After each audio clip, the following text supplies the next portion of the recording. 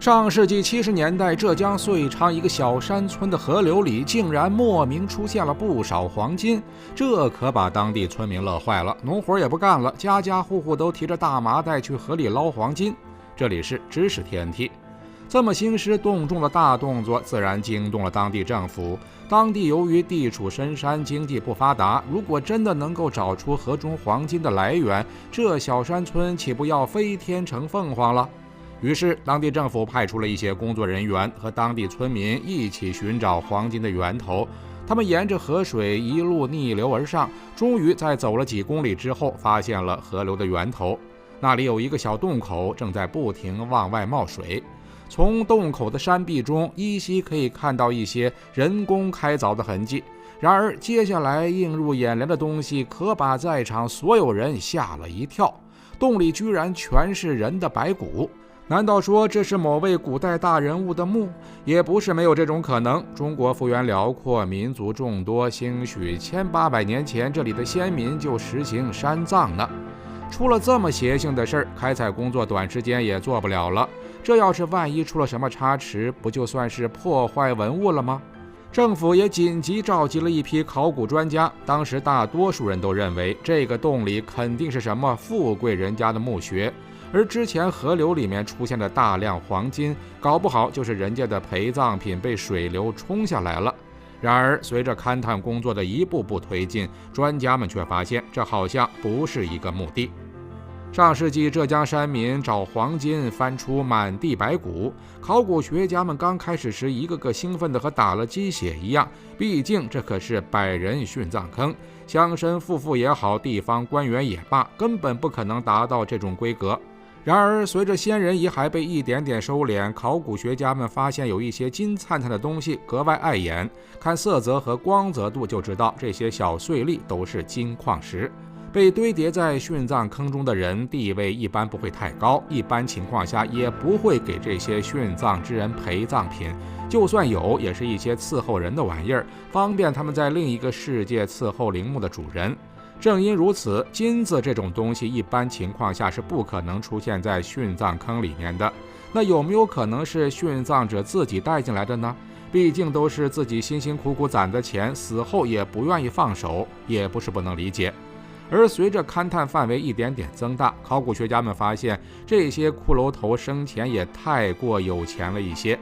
160多平米的山洞里，金矿石零零散散收集起来，足足有一小堆。手握这些钱财，哪还用苦哈哈的被拉过来殉葬呢？那便还剩下一种可能，这附近或许有一条金矿，被横七竖八扔在这里的苦命人，都是在开采过程中不幸离世的矿工。而这个偶然间重现于世的坑洞也不是什么殉葬坑，采矿一直以来都是一件苦差事，塌方渗水甚至困饿致死都不是什么新鲜事儿。家中还有人的，便草草将尸骨收敛了回去，无人认领的就随意扔入坑洞中。长此以往积累下来，茫茫大山不知带走了多少苦命人的性命。有了这个大概方向之后，追根溯源也变得容易了很多。中国自古便有记载县志的传统，而正是在这些历史文件中，那些被遗忘的往事被重新娓娓道来。原来这个遍布白骨的洞穴，就是如今被称为江南第一金矿的遂昌金矿。遂昌这地方自古金银矿产丰富，在北宋元丰年间就成立了政府组织的官矿，到了大明宣德时，这里已经成了全国最大的矿银产地。上世纪浙江山民发现100吨黄金，揭开了几百年前的秘密。黄金自古以来就是可供市场流通的一般等价物，进入文明社会之后，它更是摇身一变成了各国的战略储备。虽说遂昌金矿如今已经没有继续开采的必要，但这里千百年间发生的故事对现代人来说仍旧有一定的价值。物尽其用一向是中华民族的传统美德，技术人员将不同朝代不同时期挖出来的矿洞修整加固，再配上各种灯光与硬件设施，逐渐形成了别具一格的矿坑公园。当游客走在矿道中时，或许真的有那么一刻可以与千百年前的灵魂发生共鸣。现在我们有玻璃纤维、水泥网，有钢筋混凝土结构撑起的一道道梁，古人又是怎么确保从山岩中开凿出来的孔洞不塌方呢？